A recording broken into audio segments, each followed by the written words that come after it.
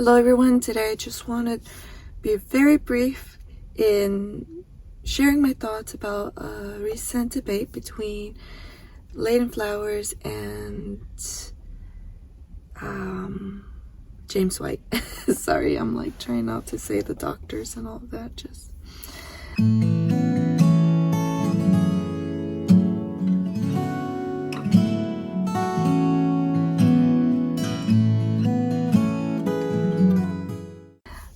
So the reason why I'm sharing my thoughts on this is because I have shared about these two people in the past on my YouTube channel, and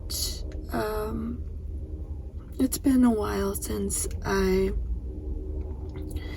began to listen more to James White and just try to grow as a person, as a Christian, in the way that I mean by that is learning to listen to someone that thinks differently, that's a brother in Christ, and learning to roll my spiritual eyes, so to speak, when he says something that we all do, from time to time, something immature, something that I could probably take personal offense if I wanted to, in the way that he talks about certain views that he disagrees with, but looking for the good in a person and really just living there instead of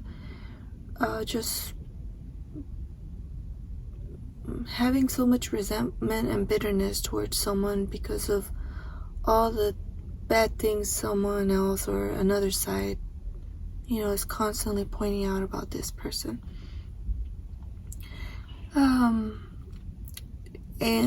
The reason I'm bringing this up too is because it's been a while since I listened to the channel Sociology 101, and I remember talking about these issues and myself being critical of James White in the past. And I think what I've noticed is that if you are constantly hanging out, so to speak, online or around people that have a lot of resentment towards James White, then you yourself are going to begin to have certain opinions that are not necessary as Christians. And I think that was I don't remember seeing this particular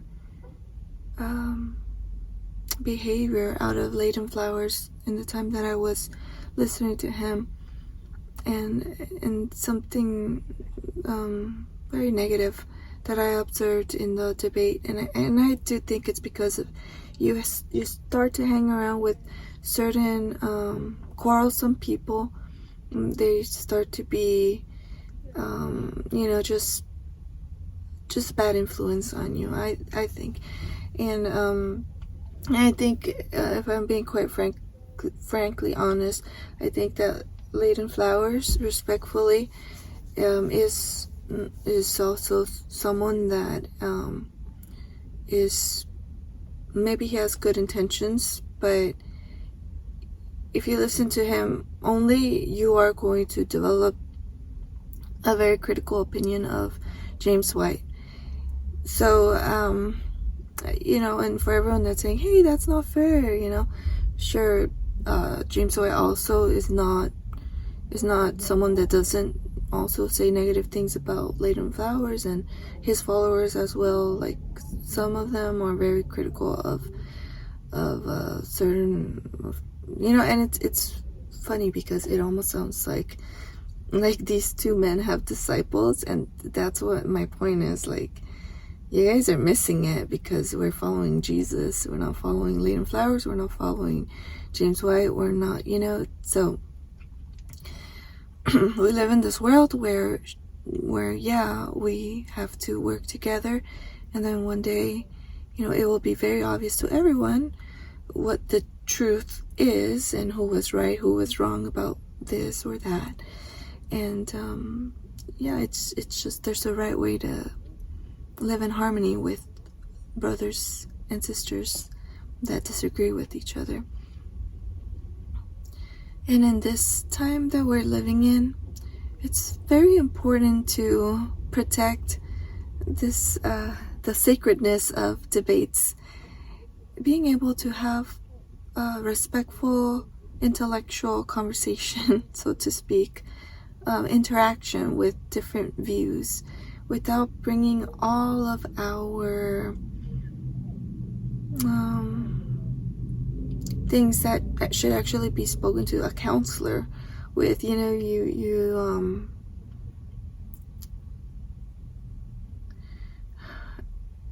It's almost like a teenager just venting to their parent about all the bad things that they have done to them, all the bad things they say about them online, and that was just the wrong place to air out all of that.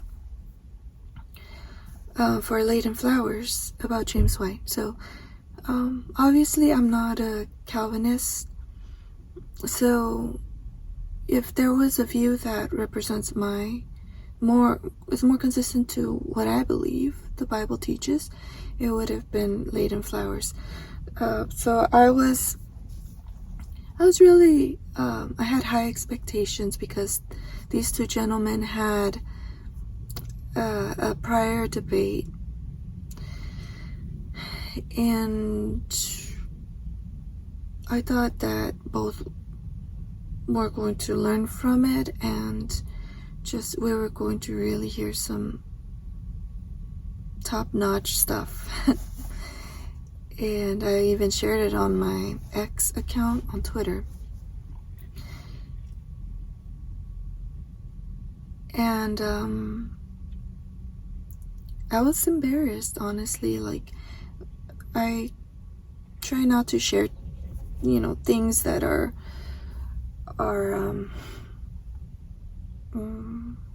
like immature, or just, if I share a debate, that there's going to be a debate, and I want whoever sees my post, I want them to be able to, like, see, oh, like, Susan recommends this debate, let me check it out, and just for me to have shared that, and for anyone to have seen what was actually going on, it's kind of embarrassing.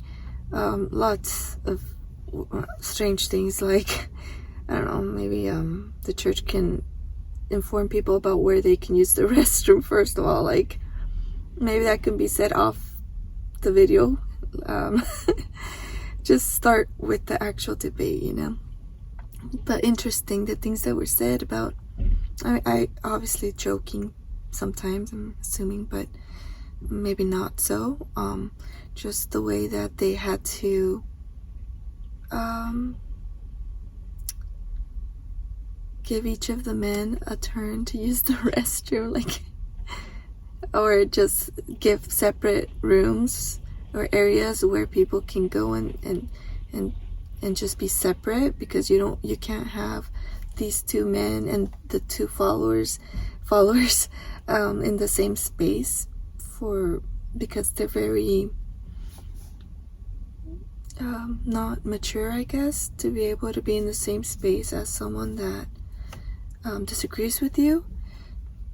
All of those things are like, what is going on? These people are Christians.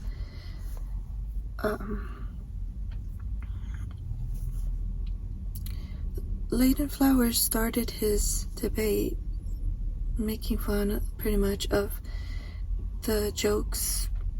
Well, he was joking, I guess, but James White usually talks about Leighton Flowers that he only sticks to one thing. He only says the same thing over and over again. So he calls him like something banjo or something, and so Leighton Flowers brought him something like that, and I just thought that was very unprofessional. Don't start a debate like that. Maybe your followers, the people that showed up to the debate, they thought it was great. But people that don't care about, the interaction between you guys and actually just want to hear a debate, let's just begin with the debate and let's just leave hostilities aside. Nobody cares. Nobody that actually cares about the topic at hand, about the Bible, about arguing for the position or against the position that James White was presenting. Nobody cares about all the bad things that James White says about you.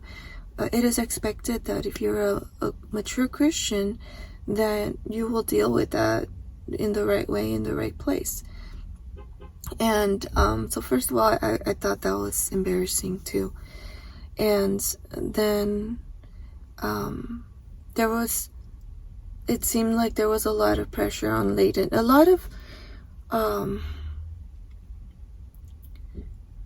as a person, you understand like if you've gone through a lot of stuff online, someone, a lot of put downs, a lot of that, it gets to you, and you have to make sure that you're dealing with those things the right way. And because if you're just going to stand up for yourself, so to speak, in the debate, that's just, what are you doing? What's the purpose of your debate? You can be the bigger person in a debate. You can just kind of smirk at something like condescending or whatever. In other words, I'm saying I expected Leighton Flowers to be the bigger person, and to like roll your eyes if something is said that is beneath you or whatever. Instead, there was a moment in particular where he said, "Is that clear enough for you?" or something like that. And the tone, it's just one of those things that's like repelling. And what was very interesting, that I had heard this criticism of the first debate of Leighton Flowers, was that his tone, first of all, in the debate is very like preaching, and I get that. And so it's just one of those things that it's like you have to learn from it and show up this next time prepared, even if you're not debating this particular person and you're debating someone else. Like learn from it, like, okay, make sure you're monitoring your tone, write a note to yourself reminding yourself, hey, keep the tone in the same manner that the other person was. Like James White keeps his tone like undramatic, and just, it's easier to hear someone's views when you're not like yelling, like even if it's passion, you need to keep the passion in an appropriate way because it's a debate, So that was very distracting, and it wasn't helpful. Secondly, like you show up to debate James White, you need to be able to be prepared. Every single thing that he criticizes you for. You have all of those years of him criticizing your first debate. You show up with the Greek. You show up prepared. Bring your notes, bring your Greek, bring all of those quotes, like right here. Let that be the debate. That you have a YouTube channel that you have expressed all of these things that you expressed on the debate. Everyone can go and listen to those things on your channel, but you're going to show up and you're going to actually listen to what James White presents, take some notes in the moment, not just go based off of what you prepared and everybody helped you to prepare. You show up in real time, you take the notes, you take the things that he presents against you, what he's saying that you're going to do. If he's saying you're going to go all over the place, all over the Bible, and not stick to the particular Bible verses that the debate is about, then scratch all those notes, all that plan that you that will make the point for him, and instead you just talk about the Bible verses that are at hand. And sure, that might weaken your position, and you might think that's not fair because proper hermeneutics, is about all the context, and that's not, you know who you're debating. You know he's going to say that you went all over the place. Don't. You can say, there's a lot more that I want to say about this topic, and you can go read my book, you can go see my videos, and see why all this the rest of the Bible is relevant to this. You could say something like that. But the part that I personally felt that the debate was lost was the moment where Leighton Flower says, there are a lot of people that also know the Greek and disagree with your interpretation of it. And that was the moment just to quote, this person interprets this, or even you, like, you spend your years, instead of talking about James White, you devote 1-2 years in studying the Greek and showing up prepared to be an expert on the Greek of that particular small little area of the Bible that you are discussing, and you present and you actually present an argument against his interpretation of the Greek. That's what should have happened. That's what the whole debate should have been about. That's where the debate was lost. You show up prepared based off of what he presents. And I think he said that he did have that information, but he had to look for it. So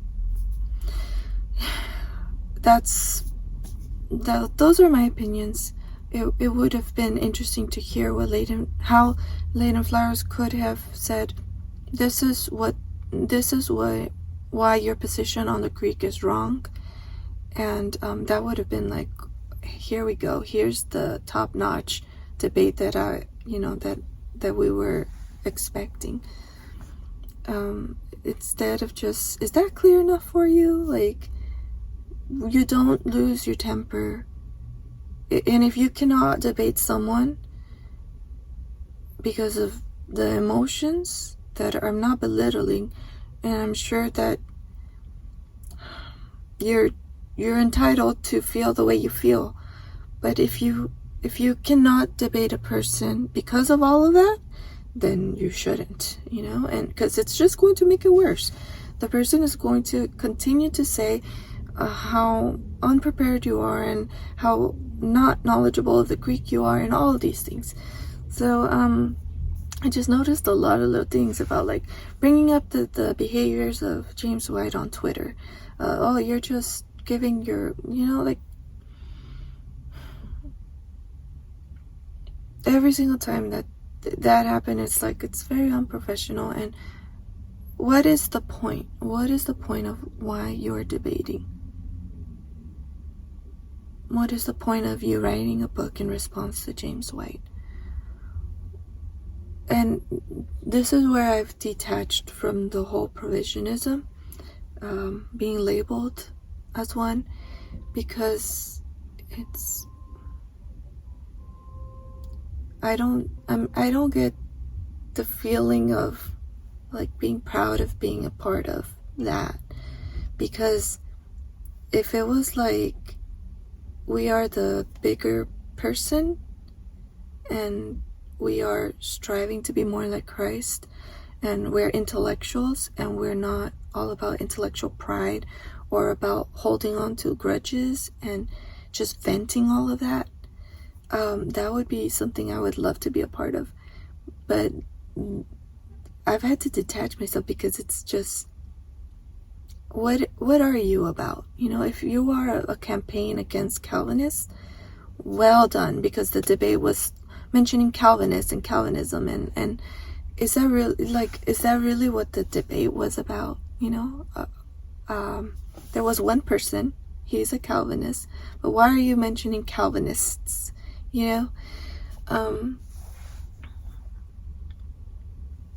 I personally want to be a part of the Christians that are pursuing the truth and are going to be productive in the way we interact with people like James White and the people, you know, that are interacting in a immature way online.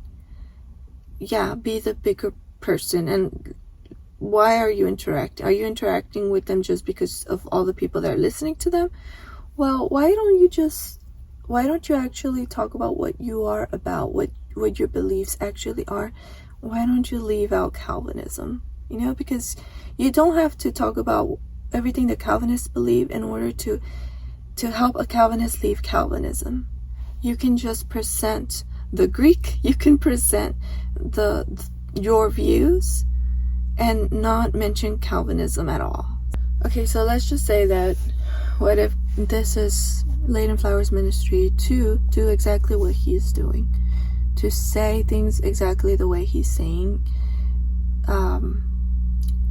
To the people that have listened to my debate with Leighton Flowers and my criticism that I have taken down of James White in the past, and I've spoken about other YouTubers that are technically fall under the umbrella of provisionism. This is why I'm making this video. I want to encourage you guys, if you were exposed to these gentlemen because of me, I want you to know that there's a better way. That be careful if you're really going to interact, listen. You need to detach yourself of all of the spiritual immaturity that's going on, and try to just stay based, as in, like, let me hear what this gentleman has to say. Let me truly understand him instead of telling him what he believes. Let me hear how he explains things, and then if I'm going to be fair, let me explain it. Let me present his views the way he presents them. And let me say, this is why I think what he just said actually means this. You know, and instead of just like, oh, these people believe this, and we wouldn't want them, we wouldn't want the other side to present our views that way, because we'll just roll our eyes and be like, you don't understand what I believe, because they're doing the same thing. They're saying, the way they're communicating what we believe is they're saying that the implications of what we believe is this. So that's just, you're not getting anywhere. You have to have decency, you have to have respect if you're going to interact with people of a different view. That's just debate 101. And for someone that like just watched the debate, that's what I think is common sense.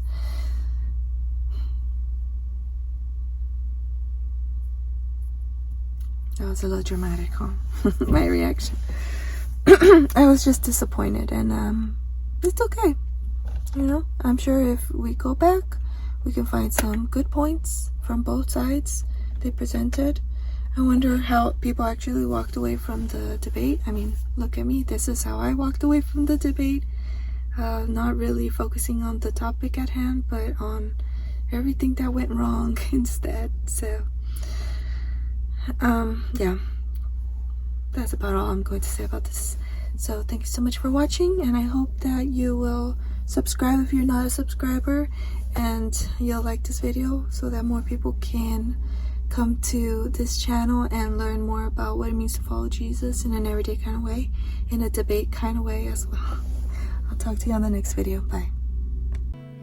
You gave so much joy. You gave so